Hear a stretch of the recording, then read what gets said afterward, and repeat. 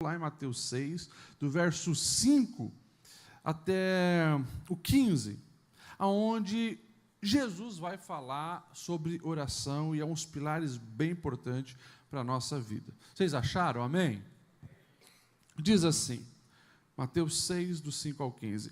Quando vocês orarem, não sejam como os hipócritas, eles gostam de ficar orando em pé nas sinagogas, nas esquinas, a fim de serem vistos pelos outros. Eu lhes asseguro que eles já receberam a sua plena recompensa. Mas, quando você orar, vá para o seu quarto, feche a porta, ore ao seu pai que está em secreto, então seu pai que vê em secreto o recompensará. E quando orarem, não fiquem sempre repetindo a mesma coisa como fazem os pagãos. Eles pensam que por muito falarem serão ouvidos.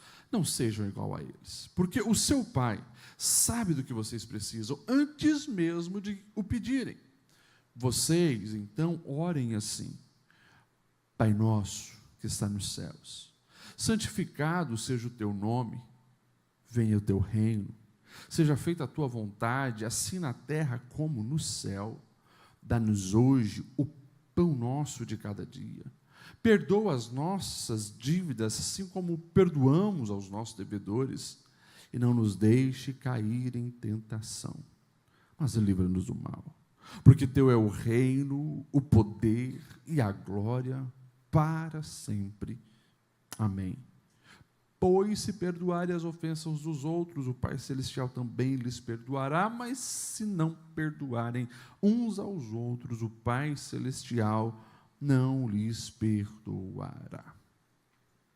Amém? Você se lembra qual foram as suas primeiras experiências em oração? 10 segundos para você se lembrar aí.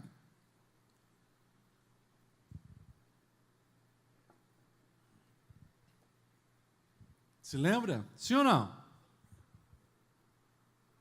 Quem se lembra? Levanta a mão. Quem não se lembra qual foi a sua primeira experiência de oração, levanta a mão. Quem não acha nada, levanta a mão. Eu me lembro das minhas primeiras experiências em oração.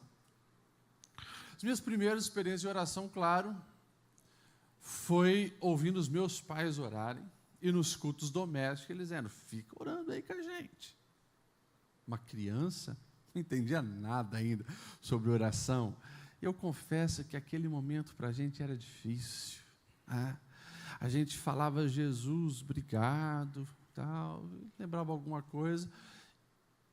Daí tinha passado 1 minuto, a gente tinha orado tudo que a gente tinha imaginado que podia orar. E daí a gente começava a se distrair, e os meus pais ali, né, tentando ensinar os filhos a orarem, aquela dificuldade dos filhos se concentrarem, dispersos e tal. E de repente você estava, né, contando lá no sofá da casa quantas linhas tinha o sofá. E se você estava na igreja, você daí olhava quantos chicletes tinha grudado embaixo do banco da igreja, um negócio assim. Meu pai, eu me lembro, ele usava uma frase assim: vocês não oram nem com a polícia atrás de vocês. Mas eu entendi a intenção deles. Os nossos pais queriam que a gente aprendesse a orar. E, por mais que como criança a gente estava tão desfocado naquele momento, eu já estava aprendendo a orar com eles ali. Quando eu e o meu irmão, principalmente, né, quando a gente se tocou que os nossos pais queriam que a gente orasse, nós aí também tínhamos as nossas estratégias, né? Nossa estratégia é o seguinte: quando a gente aprontava, a gente sabia que ia apanhar, nesse dia a gente orava. Daí a gente orava, né? Tinha oração verdadeira, Deus nos livra, né? Numa surra, mas o mais importante, daí nesse dia a gente orava de porta aberta, os dois ajoelhadinhos, para o pai passar e ver, né, que a gente estava orando, para quem sabe, né, a gente ficasse aliviado de uma bronca, né? E assim foi a infância. Na pré-adolescência eu me lembro já de algumas orações, né? Principalmente pedindo para Deus me dar sabedoria na matemática, tá? O problema é que eu orava e não permitia, né, que Deus agisse no sentido de eu me esforçar e fazer a minha parte, né? E daí tive problemas com a matemática. Mas foi na adolescência que eu tive, assim, as melhores experiências de oração até aquele momento. Porque na adolescência eu comecei a entender, peraí, oração não é só ficar de joelho aqui, não é só um negócio que meu pai e minha mãe diz, mas esse negócio de oração parece que preenche o negócio da minha alma também. Aquele vazio do meu ser é preenchido. E na adolescência eu comecei a buscar a Deus como deveria.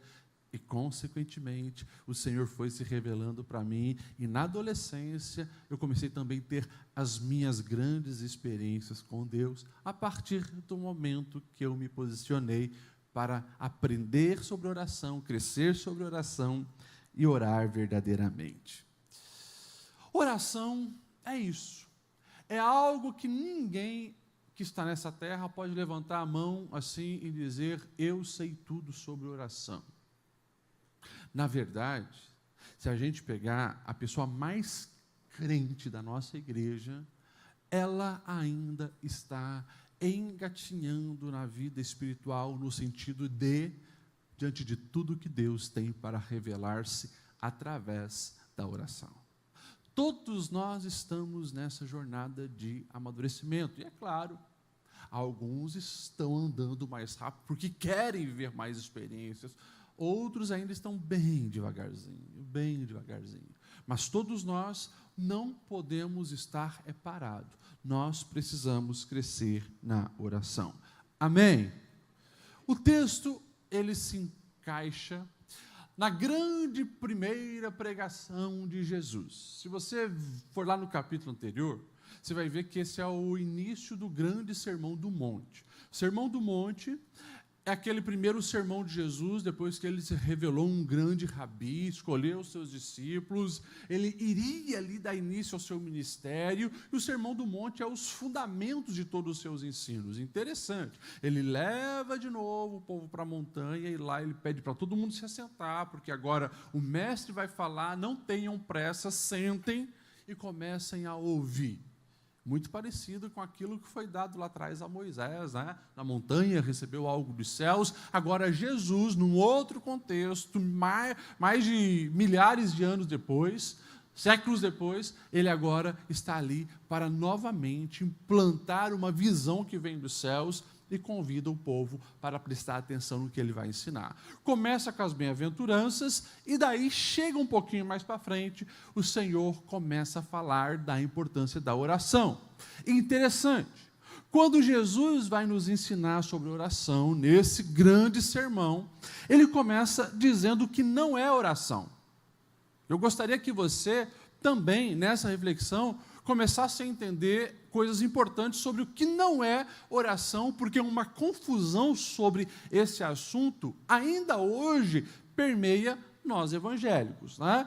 E todas as pessoas. Mas olha só, verso 5, quando orarem, Jesus diz, não sejam como os hipócritas, ou seja, gente hipócrita também ora. Mas como eles oram?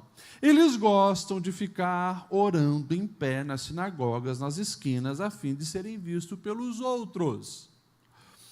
Jesus estava falando dos líderes religiosos da época, que, desde que as comunidades dos fariseus, dos zelotes, essênios, né, saduceus, foram ali no período interbíblico, foram organizados esses grupos, os fariseus, eles eram os caras mais radicais. Vamos seguir as regras, as leis de Moisés, para que o Messias possa vir, para que nós não venhamos de novo ser levados para cativeiro. E eles são radicais da religiosidade. Porém, os camaradas foram apenas ficando engessados na religiosidade, um negócio chato, um negócio mecânico. E daí, quando chega no tempo de Jesus, o farisaísmo, que era para ser aquele grupo de avivamento, de obediência aos ensinamentos do Senhor, estava apenas um grupo de fiscal, aonde eles competiam para ver quem era o mais santo e o mais religioso. E daí, claro, oração, que é algo tão importante, é um fator também determinante para a gente ver quem é o mais santo de todos. Deus, camarada, eles gostavam de ir para os lugares públicos e fazer orações mirabolantes, coisas assim, com um linguajar afinado, negócio, e as pessoas, na sua ingenuidade, olhavam aquela figura, uau, eis um santo homem de Deus, olha como ele ora bonito, olha como ele fala com Deus. E daí Jesus já chega dando no meio. Oração não é isso. Oração não é exibicionismo, onde você faz para aparecer ou para ganhar algum tipo de crédito. Oração não é também para você ter um alívio de consciência. Nossa, olha só como eu estou espiritual. Cheguei na igreja e fiquei 15 minutos de joelho antes do culto começar. Não é isso. Não tem nada a ver com o nosso ego, com tapinha nas costas ou com o reconhecimento público de que nós somos espirituais. Jesus, ele é direto nesse assunto. Oração não é isso, não é para exibicionismo, não é para alcançar benefícios próprios, e Jesus ainda vai dizer, e também não é falácia, não é repetição. Olha o verso 7, quando orarem, não fiquem sempre repetindo a mesma coisa como fazem os pagãos, porque eles pensam que por muito falarem serão ouvidos. Ou seja, nada de ficar repetindo. E daí você já começa a perceber quanta confusão existe aí. Porque nós, olhando para os movimentos cristãos do Brasil, vamos começar a observar movimentos católicos, é apenas repetição, geralmente o que é ensinado. Porque a pessoa vai lá, o padre ouve o pecado e ainda diz assim, olha, o teu pecado é grave, então você vai ter que rezar 30 Ave Maria, 40 Pai Nosso, e a pessoa pega o terço e fica literalmente contando e falando, sem nem observar no que o nosso mestre Jesus tinha dito. Não é falácia, não é repetição. Não é só católico, é evangélico também. Tem evangélico que todo dia sempre é a oração repetitiva, sem coração, sem mente, sem entrega, sem desejo de fato de falar com Deus. É apenas repetição que está ali, já no inconsciente dele, e ele faz para aliviar a consciência. Então, todos nós precisamos ouvir o que Jesus diz sobre o que não é oração e lutar contra isso. Lutar contra essa monotonia de palavras quando nós estamos diante de Deus. Amém? Jesus, então, ele vai dizer o que também é oração. O verso 6, ele diz assim, quando vocês orarem, vão para o quarto de vocês, fechem a porta e orem ao seu Pai que está em secreto, e o seu Pai que vê em secreto recompensará. Ou seja, pastor Ediel, Jesus começa dizendo que oração verdadeira, então, é aquela que entra no quarto, eu não posso orar publicamente. Eu já vou falar sobre isso, porque tem muitas orações públicas, inclusive do próprio Jesus. Mas Jesus, ele está aqui enfatizando um contraponto com aquilo que ele falou dos fariseus. Porque Jesus, ele quer mostrar que oração não é apenas coisas de palavra, mas é um relacionamento de intimidade com o seu Deus. Por isso, o lugar mais secreto da casa, mais importante da casa, quando é escrito esse texto, Mateus ele vai usar essa expressão de quarto, tameion, que no grego era o lugar mais protegido de uma casa, aonde inclusive eles faziam como despensa. Ou seja, eles guardavam os alimentos lá e era o lugar mais protegido da casa, caso tivesse um assaltante, alguma coisa assim, aquele era o lugar mais secreto. Jesus diz, a oração é isso, é vocês ir no lugar mais secreto e lá vocês terem a consciência que serão vistos por Deus, não apenas ouvido por Deus, mas visto por Deus. Ou seja, Jesus ele começa dizendo, oração é relacionamento de intimidade. Oração é oportunidade de conhecer quem é o seu Deus. Oração é oportunidade de se aproximar do seu Deus e você ali ter um encontro real com o seu Deus. Interessante que aqui ele já vai usar a expressão Pai. Olha só, feche a porta e ore ao seu Pai que está em secreto. Ou seja, não é isso que muitos pensam ser Deus. Um ser totalmente distante, alienado, não é imanente, mas só é transcendente. É aquele Deus juiz de toda a terra que está ali olhando e observando para julgar e, como um ditador, punir qualquer um que fizer alguma besteira. Não é isso. Deus é Pai.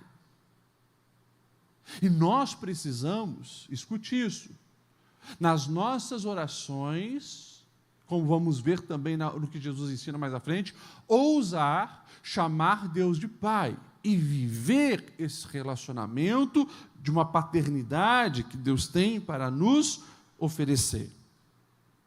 E depois, Jesus ainda vai dizer assim: e não sejam iguais aos ímpios, porque eles pensavam que por muito falarem seria ouvido. Verso 8 diz: porque o Pai de vocês já sabe o que vocês precisam antes mesmo de o pedirem. Ou seja, aqui nós vamos ter questão de dependência e soberania de Deus, desse Pai que conhece todas as coisas, as nossas necessidades. Então, depois de Jesus falar, olha, não é isso, é isso, Jesus vai deixar um modelo prático. E é por isso que, quando nós falamos daí da oração do Pai Nosso, alguns pensam, é certo a gente ficar repetindo o Pai Nosso, porque foi Jesus mesmo que ensinou? Errado não é, desde que você tenha consciência do que o nosso mestre queria ensinar. Porque Jesus deu um modelo não para ser repetido inconscientemente. Ele deu um modelo passo a passo para que nós viéssemos a seguir esse modelo de oração, entendendo as dimensões que envolve uma oração. Então vamos começar lá, né? O Pai Nosso que estás no céu. Chamar Deus de Pai num contexto de 2000 anos atrás, como Jesus faz, é simplesmente loucura. A visão que os religiosos da época têm, como eu falei, é de um Deus transcendente, longe, distante, que não interage muito assim com você, a não ser para te cobrar e te punir. É por isso que já lá no Antigo Testamento a gente vai encontrar uma figura que agrada o coração de Deus, que é Davi. Porque Davi, ele é o camarada que ele ousa chamar esse Deus que todo mundo via como um ser distante, de o meu pastor. Ou seja, aquele que se importa comigo, sou ovelha, cuida de mim, me sustém, me provê. Então, ele já rompeu muito, agora Jesus está dando um passo infinitamente maior. Deus não é só o pastor que cuida das ovelhas, Ele é um pai. E aqui vamos abrir um parênteses para falar sobre isso, por quê? Na nossa cultura, onde muitas famílias estão destruídas, a humanidade jaz no maligno, muitas coisas erradas acontecendo, pode ser que muitas pessoas, ao ouvirem falar isso, Deus é pai, já tem um bloqueio. Como eu já ouvi várias vezes, gabinete, pastor, eu não gosto quando nas pregações vocês, pastores, dizem que Deus é pai. Uma das moças que eu atendi há uns anos atrás, ela falou, o meu pai abusou de mim. E toda vez que na igreja vocês falam que Deus é pai, tem um bloqueio, pastor, não dou conta. E claro, eu precisei explicar para ela, e eu faço questão de enfatizar isso hoje também. Quando a palavra de Deus está mostrando e revelando Deus como Pai, e o próprio Jesus dizendo que Deus é nosso Pai, é no contexto de um Pai perfeito, aquele plano que está no coração de Deus para uma família perfeita.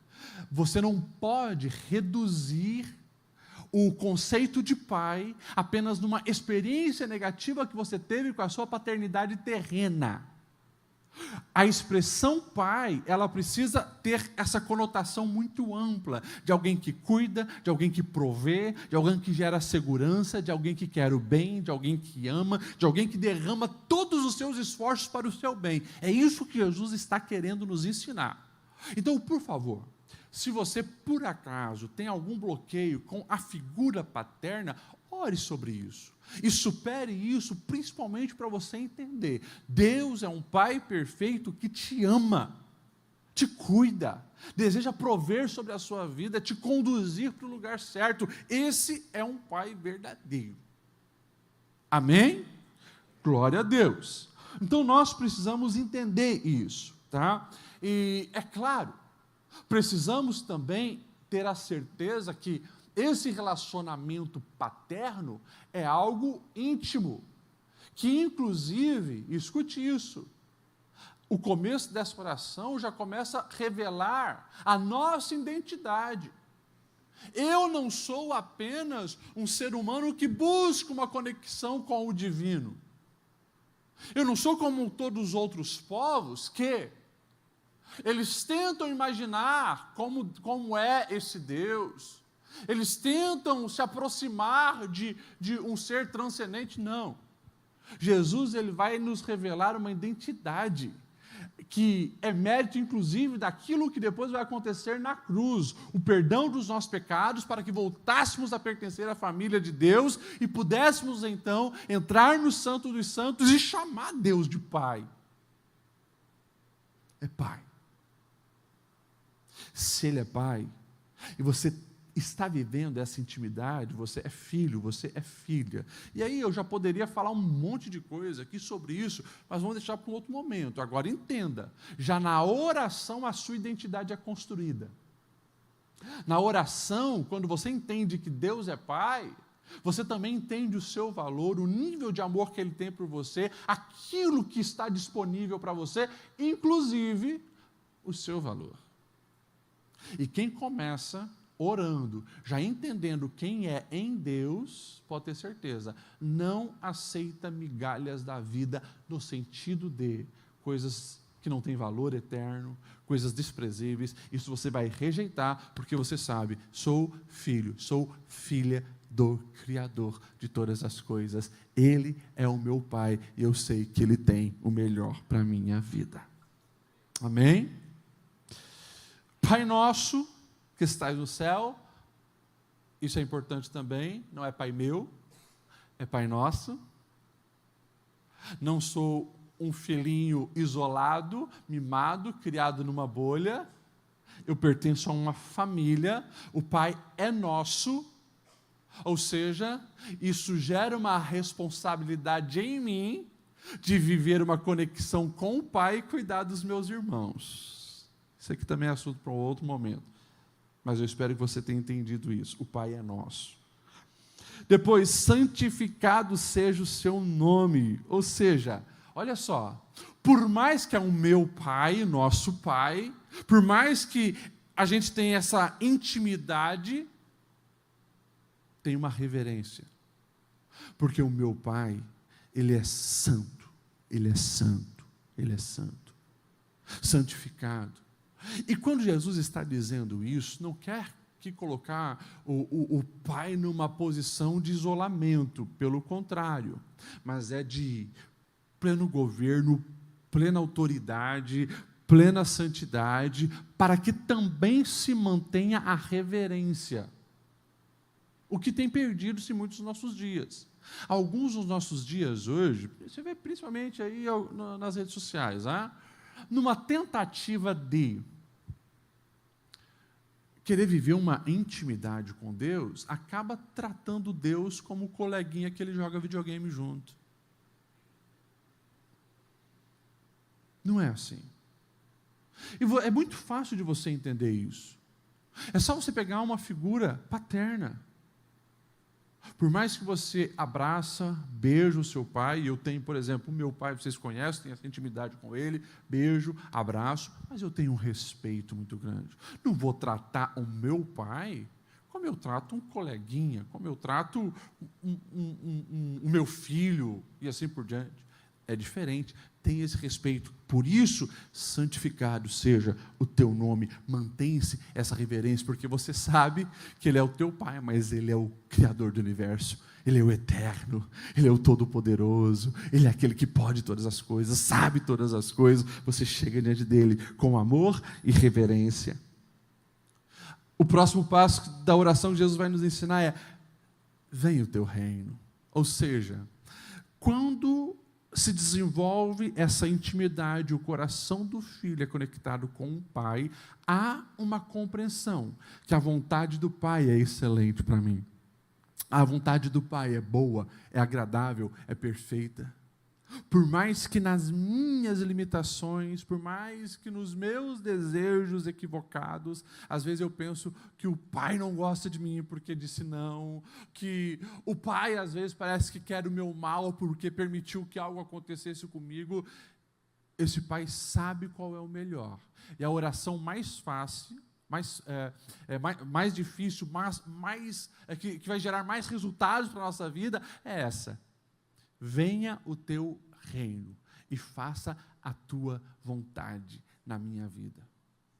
Não é fácil fazer essa oração sempre, porque muitas vezes, na prática, a vontade do Pai, ela é bem diferente da nossa vontade terrena, falha, pecaminosa, às vezes com tanta influência negativa que está ao nosso redor na nossa sociedade, mas que nós possamos entender, sendo a vontade dEle muito melhor do que a nossa, nos submetermos. Venha o teu reino e seja feita a sua vontade, assim na terra como no céu. Ou seja, Jesus está deixando bem claro: não ore pensando que Deus é uma marionete ou um gênio da lâmpada que está ali para fazer os seus desejos. Oração não é submeter Deus às suas vontades, mas submeter as suas vontades à vontade de Deus, e isso é o melhor para cada um de nós. Amém? Glória a Deus. É algo automático, tá, gente? Quanto mais eu oro e conheço o meu Deus, mais eu também tenho discernimento da sua vontade. Consequentemente, mais eu aceito a sua vontade, até mesmo quando Deus diz não. Depois, dai-nos hoje o pão de cada dia, o pão nosso de cada dia, dai-nos hoje. Ou seja, conhecer esse Deus que também ouve os nossos pedidos e conhece as nossas necessidades, e é o Deus que provê.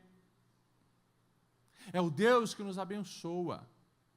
E é o Deus, olha isso, que conhece as nossas necessidades físicas, as nossas necessidades humanas. Por mais que eu me relacione com esse Deus de maneira espiritual, porque eu não vejo esse Deus com os olhos naturais, apesar que eu sinto na minha alma, mas não o vejo, esse Deus conhece as minhas necessidades. Ele sabe que eu preciso de um pão na mesa para manter o meu corpo de pé. E por isso eu posso pedir a Ele isso. E se Deus conhece as minhas necessidades de pão, Ele conhece as minhas necessidades de roupa, Ele conhece as minhas necessidades do boleto que eu tenho para pagar. Ele conhece as necessidades que eu tenho de pagar a escola dos meus filhos, de orientar os meus filhos, de vestir os meus filhos. Ele conhece as minhas necessidades de relacionamento. Ele sabe que eu preciso de um abraço, Ele sabe que eu preciso de um amigo, Ele sabe, você que está solteiro, que deseja casar, que você precisa de um companheiro, que você precisa de uma companheira. Ele sabe. E é por isso que essas orações também precisam ser manifestas diante de Deus. Amém, solteiros e solteiras? Vocês estão orando por isso também, sim ou não? Vão ficar encalhados, ou não? Está repreendido, mas então se manifesta. O que eu quero que você entenda é: Deus conhece as necessidades, a não ser que você, nessa questão que a gente está falando, tenha um chamado para o celibato. Deus também conhece, amém. Seja um Paulo da vida, né? Agora, você que não tem chamado para o celibato, Deus conhece a necessidade do seu coração. Escute isso. Quando você mostra para Deus as suas necessidades, isso é importante, porque você está sendo gente. E você está abrindo seu coração no lugar certo. Sabe qual é o problema? É quando você mostra essas suas necessidades para quem não pode, de fato, te encaminhar para algo de sucesso. Às vezes, essa urgência que você tem de pedir algo e pede para a pessoa errada, acaba gerando catástrofes na sua vida. Mas saiba disso, Deus, Ele te ouve, Ele te conhece, e Ele está disposto a prover isso na sua vida. Glória a Deus por isso. Eu aprendi a fazer algo, já depois de ser pastor, mas colocar, já no começo do ano, sonhos que eu tenho e coisas pelas quais eu vou orar. Para quê? Para quando chega no final do ano, lá em casa já é hábito a gente fazer isso. A gente olha para trás e a gente faz o exercício de se lembrar aquilo que nós pedimos para Deus. E, gente, isso é maravilhoso. Quantas orações respondidas. Em janeiro eu fiz 21 anos de casamento. E eu ainda me lembro, na minha adolescência, um moleque pirralho, que não sabia nada da vida, mas eu orava pela Júlia, sem conhecê-la. Características que eu falava para Deus, se revelou. Deus cumpriu, aconteceu. E eu poderia falar de tantas outras coisas, seja na minha paternidade com os meus filhos, e depois de coisas que eu pedi para Deus, aconteceu. Ou seja, como é bom saber que Deus, Ele provê. Manifesta os teus pedidos para Deus. E cuidado, porque tem pessoas que daí vai para os extremos. Jesus está dizendo, Deus não é o Deus da lâmpada que, por muito você falar, Ele vai te responder. Ele já conhece as suas necessidades. Agora, você tem sim a liberdade de ser gente. Você não precisa usar máscara. Não precisa chegar diante de Deus e ficar 3 horas só elogiando e tal, sendo que você está com uma necessidade. E Jesus, Ele está deixando bem claro aqui algo muito importante. E aprenda isso sobre oração. Não quer dizer que eu sempre preciso seguir essa sequência. Qual sequência, pastor Ediel? Primeiro eu preciso chamar Deus de Pai, depois eu preciso dizer que o nome dele é santo, depois eu preciso pedir que venha o reino, para só depois então fazer um pedido. Ei, Deus, Ele é Pai e Ele te conhece. Tem dia que você vai chegar diante de Deus já chorando e dizendo socorro. Ele vai te ouvir, porque Ele é Pai. Ele é Pai. Tem dia que você vai agradecer. E se é uma oração de coração, amém. Tem dia que você vai já chegar, Senhor, eu preciso disso. E se é de coração, Ele vai ouvir. Então, nós precisamos sair desse engessamento que muitas vezes tentam colocar sobre a questão da oração. Depois, deixa eu andar um pouquinho aqui para a gente acelerar. Perdoa as nossas dívidas assim como perdoamos aos nossos devedores. Ou seja, oração é também confissão. Oração é eu chegar diante de Deus dizendo, Senhor, eu errei nisso, peço seu perdão, peço que me dê o aprendizado necessário, não quero me afastar de Ti. Agora, olha o peso das palavras que Jesus vai nos ensinar. Perdoe as nossas dívidas assim como perdoamos aos nossos devedores. É pesado isso, é forte isso, porque Jesus ele está dizendo que nós receberemos graça e perdão também à medida que nós permitimos que isso seja derramado através da nossa vida. Cuidado ao você fazer a oração do Pai Nosso. Cuidado ao você repetir essas palavras de Jesus. Porque se você escolheu ser um poço de rancor, amargura, não libera perdão para ninguém, não pede perdão para ninguém, e você ousa fazer uma oração do Pai Nosso, dizendo, perdoe as minhas dívidas, assim como eu perdoo os outros, você corre o risco de não ser perdoado, justamente porque é apenas casca. É uma frase que você falou da boca para fora, mas não está disposto a viver isso. E Deus é aquele que sonda e conhece o seu coração. Você, através do discurso, de uma boa aparência, de uma maquiagem ou de um filtro na internet, consegue enganar muita gente. Você consegue enganar pai, mãe, amigo, pastor, professor, sei lá mais o que, o patrão. Agora, Deus você jamais consegue enganar, Ele conhece o teu coração. Então, cuidado quando você fizer a oração do Pai Nosso, que de fato você esteja também disposto a perdoar, que de fato a sua alma não esteja ali cheia de rancor e amargura. Isso está fazendo mal para você, e você precisa ser cheio da graça do Senhor, que capacita você a perdoar. Então, chega diante de Deus e fale isso. Perdoe os meus pecados, minhas dívidas, assim como eu já perdoei a quem me ofendeu. Amém? E as pessoas vão nos ofender. Gente vai nos machucar. A gente está numa vida onde nós não somos perfeitos e convivemos com pessoas que não são perfeitas e feridas acontecerão, mas esteja disposto a perdoar e a pedir perdão. Depois Jesus vai dizer assim, não nos deixes cair em tentação, mas livra-nos do mal, porque teu é o reino, o poder e a glória para sempre. Amém. Interessante. Não nos deixe cair em tentação. Não está escrito, e não nos deixe ser tentado, porque tentação vai ter todos os dias para cada um de nós. Estamos num mundo que é um mundo caído, que desde Adão e Eva viraram as costas para Deus e as consequências estão aí, sentimos até hoje. Claro, temos sim em Cristo o caminho da restauração, mas estaremos sendo tentados. É a oração de Jesus.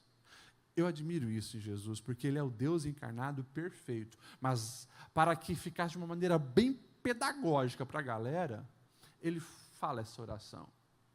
Para vocês aprenderem. Orem pedindo para que Deus não deixe vocês caírem em tentação. Há uma batalha espiritual ao redor de vocês. E ser tentado não é pecado. Agora, você ceder à tentação, você cair em tentação, isso vai destruir a sua vida. Sempre foi, é e sempre será.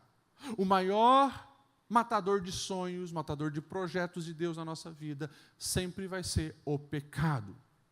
E por isso as tentações geralmente acontecem todos os dias. E quem nos tenta, geralmente o nosso adversário com os seus agentes, justamente conhece os nossos pontos fracos, por isso vigilância total. O próprio Jesus, daí 3 anos depois, quando ele estava lá no Getsemane com os discípulos, ele vai dizer assim, vigiai e orai. O espírito está pronto, mas a carne é fraca. Ou seja, oração e vigilância caminham juntos.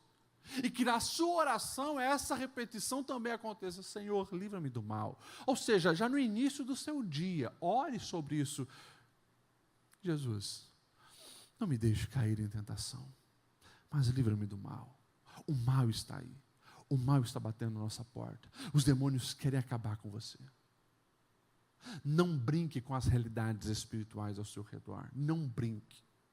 Infelizmente, tem pessoas que justamente por falta de oração não conseguem enxergar além dos olhos naturais. Não conseguem enxergar nada pelos olhos espirituais. O camarada entra ano, sai ano, vive uma vida medíocre, uma vida oprimida, não dorme em paz, não tem alegria na alma, não consegue viver uma vida que agrada a Deus. No trabalho nada dá certo, os sonhos morreram, o relacionamento vai de água abaixo.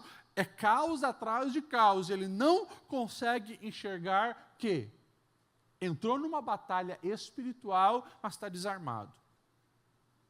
Não tem o escudo, não tem a palavra, não tem o cinturão, não tem a couraça, não tem o capacete, não tem nada. Entrou na batalha e só está levando flechada.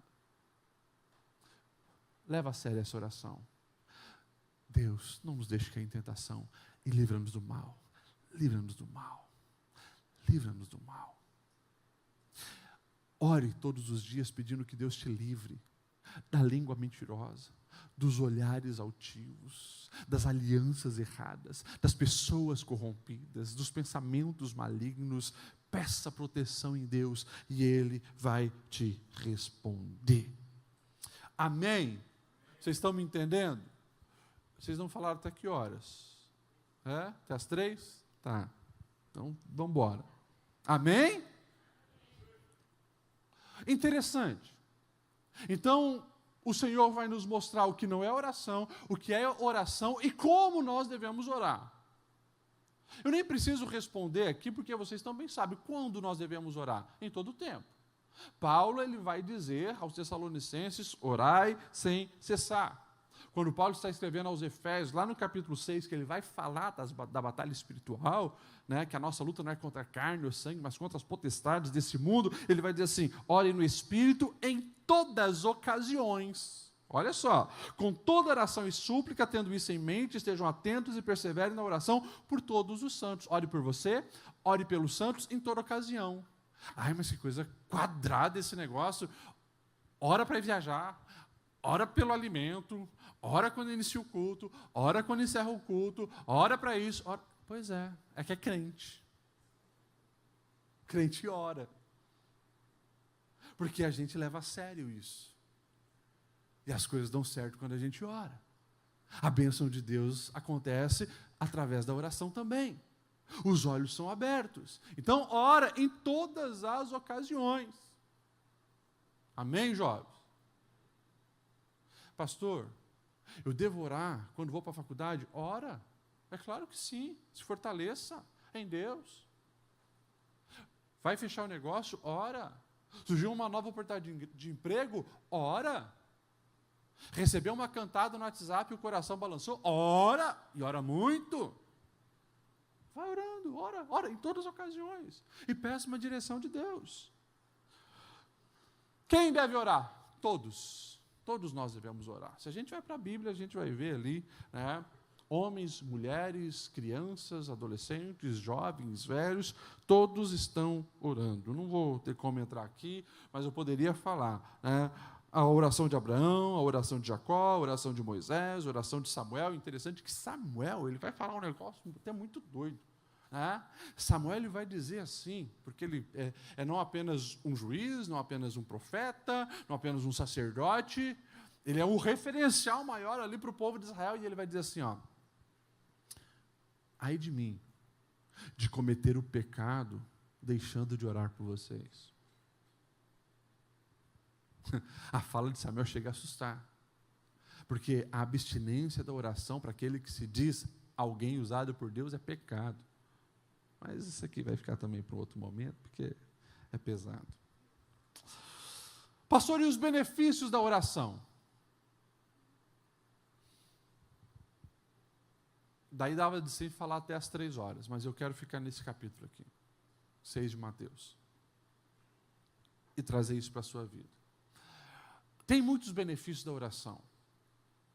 A intimidade com Deus, o você aprender a ter uma dimensão melhor do mundo espiritual, o ver a resposta de oração e milagres acontecendo, a autoridade espiritual que isso te dá, são muitos, infinitos benefícios da oração, mas eu quero enfatizar o que Mateus ainda coloca aqui no capítulo 6, que é o poder da oração para nos ajudar a superar a ansiedade.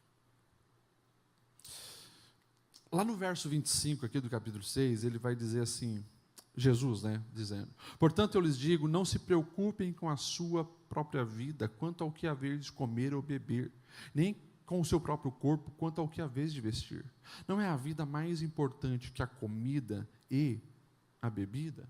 E daí lá no verso 31 vai dizer assim, portanto não se preocupe dizendo o que vamos comer, o que vamos beber, ou o que vamos vestir. É os pagãos que correm atrás dessas coisas, mas o Pai Celestial sabe que vocês precisam dela. Então busque em primeiro lugar o reino de Deus, a sua justiça, e todas as coisas serão acrescentadas a vocês. Portanto, não se preocupem com o amanhã. O amanhã terá as próprias preocupações, basta cada dia o seu mal. Um dos maiores benefícios da oração é nos fazer vencer a ansiedade. Que a ansiedade tira a nossa alegria, gera medo, tira-nos do propósito, a gente passa a entrar como ratos num labirinto de sobrevivência. Porque daí a vida fica limitada a ganhar dinheiro, porque eu preciso comer e eu preciso me vestir. Jesus está dizendo, ei, o Pai sabe disso. Ele vai prover desde que vocês busquem em primeiro lugar o reino de Deus. Ou seja, 3 coisas aqui, dentro desse tópico da ansiedade, que a gente precisa aprender. Primeira coisa, Jesus ele está dizendo para cada um de nós que a oração nos leva a nos preocupar menos com os desafios da vida terrena. Ele sabe, ele está aqui dizendo, gente, não se preocupem com essas questões da vida de vocês, quanto talvez de comer e de se vestir. Ele vai usar 2 exemplos. Dá uma olhada nesses pássaros. Você vê pássaros desesperados porque não sabe como que vai comer hoje? Deus vai dar. Olha os lírios do campo. Nem Salomão na sua glória se vestiu como um lírio, que hoje é uma erva, está aqui, amanhã é lançado no fogo. Será que o Pai, o eterno, o criador, o soberano, aquele que governa, que cuida do pássaro, que cuida do lírio, não vai cuidar de vocês? Que loucura é essa? Que vida preocupada é essa? Então Jesus está dizendo, por favor, preocupe-se menos. Pastor, mas espera aí, eu não devo ser uma pessoa responsável pela vida? Responsabilidade é uma coisa. Ansiedade, que gera medo da vida, te trava, te oprime, drena a sua alegria, é outra coisa completamente diferente. Não confunda alguém que é responsável com essa preocupação da ansiedade que apenas destrói a sua vida. E Jesus está dizendo, qual é a solução? É confiar em Deus. É confiar que Ele cuida de você. Amém? Porque toda vez que eu tiro o meu foco das coisas de Deus, do chamado de Deus, da presença de Deus, do relacionamento de Deus, e coloco toda a minha energia, o meu tempo nas coisas terrenas, eu estou dizendo para Deus, me desculpa Deus, mas eu não consigo confiar, eu acho que você não vai dar conta da minha vida, então eu preciso correr atrás disso, e a gente se sobrecarrega.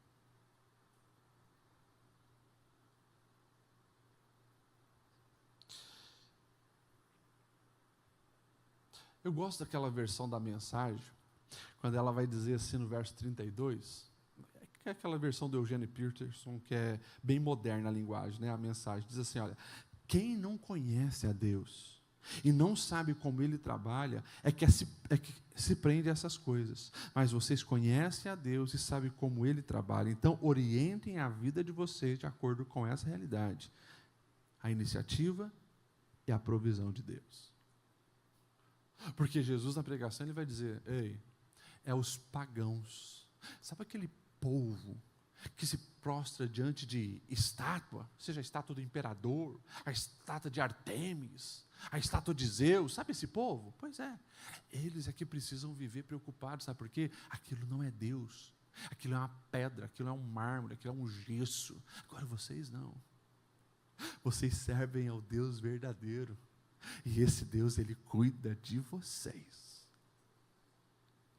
Que nós possamos aprender isso todos os dias. E viver o que Pedro vai nos afirmar na sua carta. Lance sobre Ele toda a vossa ansiedade, porque Ele tem cuidado de vós. É o que Paulo vai afirmar lá em Filipenses 4. Não andeis ansiosos por coisa alguma, mas em tudo, em oração, em suplicações de graça na presença de Deus. E vocês vão ter uma surpresa. Quando vocês colocarem tudo isso diante de Deus, a paz de Deus, que excede todo entendimento, guardará o coração e a mente de vocês em Cristo Jesus. Então, Jesus está dizendo, quanto mais vocês orarem verdadeiramente, mais se preocuparão com as coisas da vida terrena. E ele vai dizer assim, buscai em primeiro lugar o reino de Deus, a sua justiça, as demais coisas serão acrescentadas. Ou seja, se eu devo me preocupar menos com as coisas terrenas, Jesus está dizendo, você precisa então focar a sua vida e a busca da sua vida naquilo que tem valor eterno. E só tem duas coisas que têm valor eterno, relacionamento com Deus e relacionamento com pessoas. Todas as outras coisas ficam. O carro importado fica, as 30 casas na praia ficam, os diplomas na parede ficam, mas gente permanece. É por isso que os recursos financeiros, todos eles, eu não estou dizendo aqui que você não pode ser próspero financeiramente, se não estiver voltado para o que tem valor eterno, futilidade.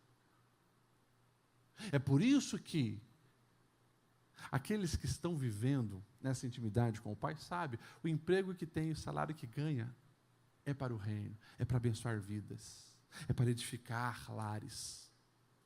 Tudo que a gente tem é para isso. Esse é o sentido da existência. Jesus está dizendo, busque, pois, em primeiro lugar, o reino de Deus. Pastor, mas eu estou trabalhando e cuidando da minha família, pagando os boletos. Está cuidando de gente?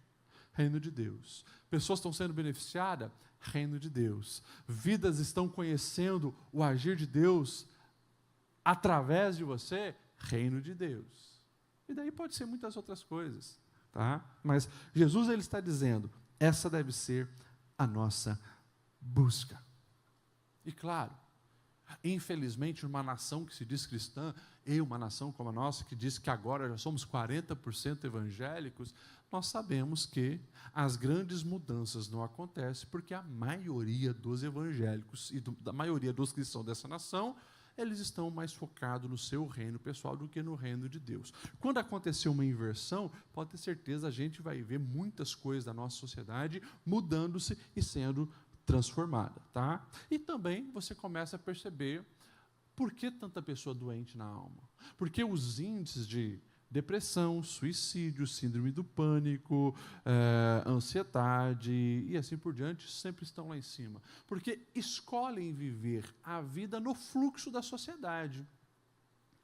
Não buscam a Deus, apesar de frequentarem uma igreja, apesar de colocar lá no perfil do Instagram evangélico, e de vez em quando postar um versículo, não se rendeu totalmente ao Senhor. Entrou na roda que está ali, né, no labirinto dos ratos, na roda da vida normal e natural, e não ainda deixou Deus direcionar todas as coisas. Por quê? O que está faltando? A intimidade. Não está orando como deveria, consequentemente desconfia que Deus dá conta da minha vida, então eu preciso viver nesse padrão do mundo doido, estressado e assim por diante, tá? Então nós precisamos entender isso. E daí, claro, Jesus ele vai também nos dizer que quando eu entendo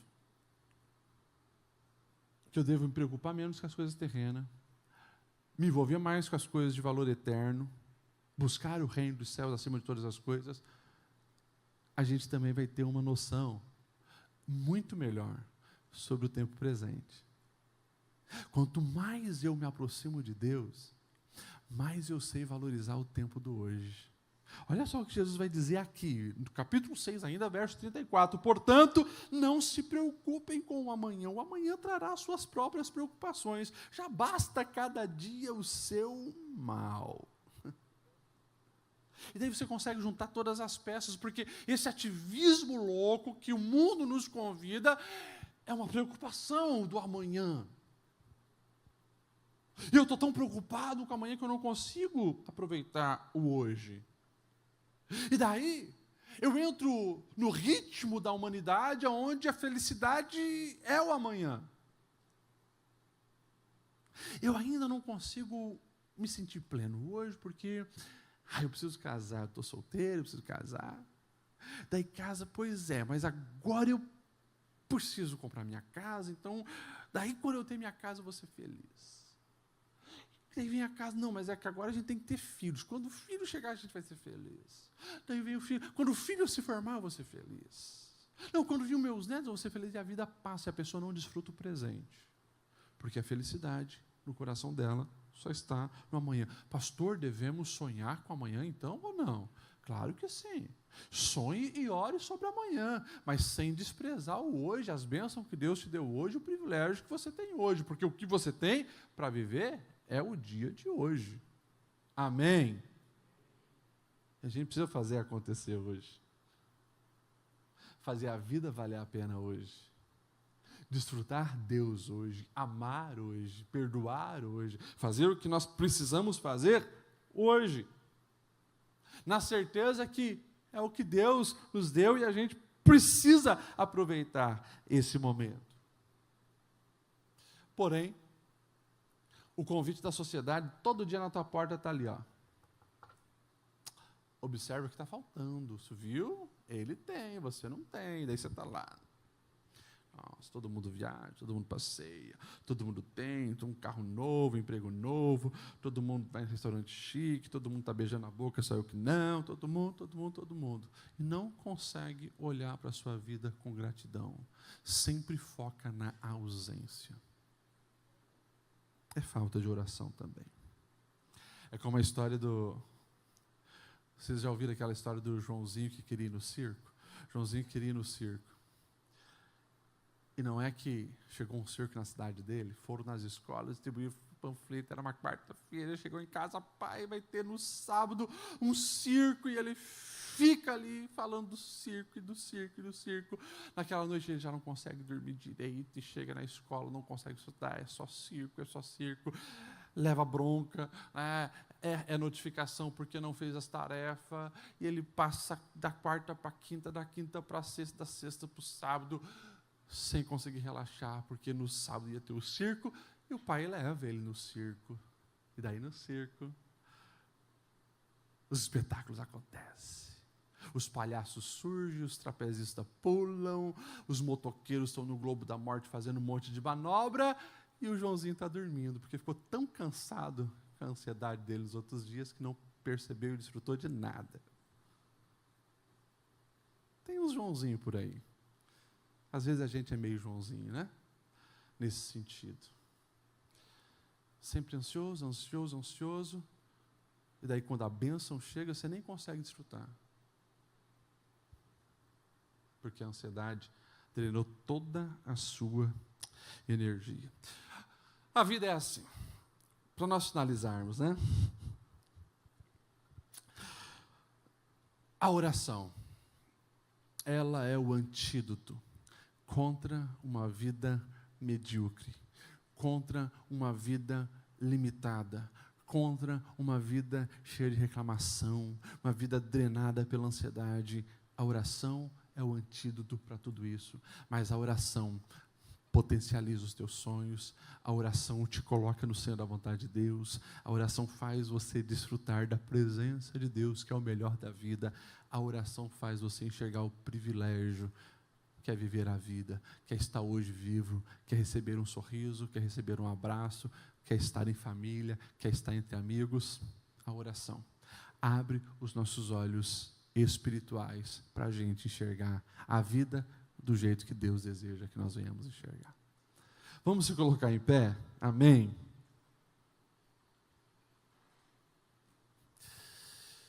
Que nós venhamos ter mais desejo pela oração.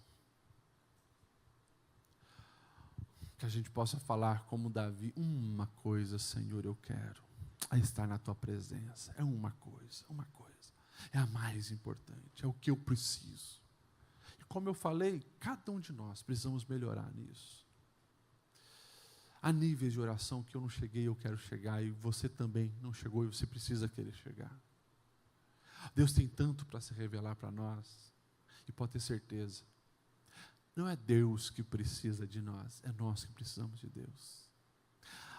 Aquilo que a nossa alma anela, é aquilo que Deus já fez latejar no nosso coração, é a oração que vai nos alinhar a esse propósito. Vamos orar? Amém? Eu sei que vocês vão ficar de joelhos dobrados, mas eu gostaria de orar especificamente. Quero chamar aqui na frente. Primeiro, você que tem um desejo de romper as barreiras que têm limitado o teu nível de oração. E você quer, esse ano 2025, viver algo novo em Deus na oração. Dá um posicionamento e vem aqui na frente. Eu também queria orar por você que sente que a ansiedade tem te prejudicado. Você permitiu que a ansiedade comprometesse algumas coisas na sua vida e você sente que você precisa esse ano romper isso. A ansiedade tem tirado paz, tem confundido teus propósitos, tem até te entristecido. Ei, você não precisa ter medo do futuro. E olha quem está falando com você é um ex-ansioso terrível. Terrível. Eu me lembro uma vez, eu estava sentado nesse banco, primeiro banco aqui, a igreja ainda era aquela vermelha. Eu namorava a Juliane. Era ano de 2002, 2003. Queria casar com essa mulher que eu estava apaixonado. Mas pensa num cara pobre. Tinha começado na minha faculdade de Ciências da Computação. Porque o meu irmão tinha se formado. Eu não, também quero essa área. Tal.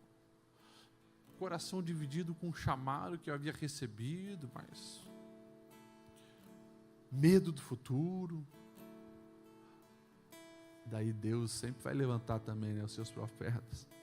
Tinha um obreiro aqui, botou a mão na minha cabeça lá. Cara, falou exatamente. Jogou na minha cara assim, né? Deus falando comigo. Ô, cabeçudo, confia. Não foi essas palavras, né? Mas era o que Deus estava dizendo a mim. Confia. Cara, um adolescente eu era, mas com tanto medo do futuro.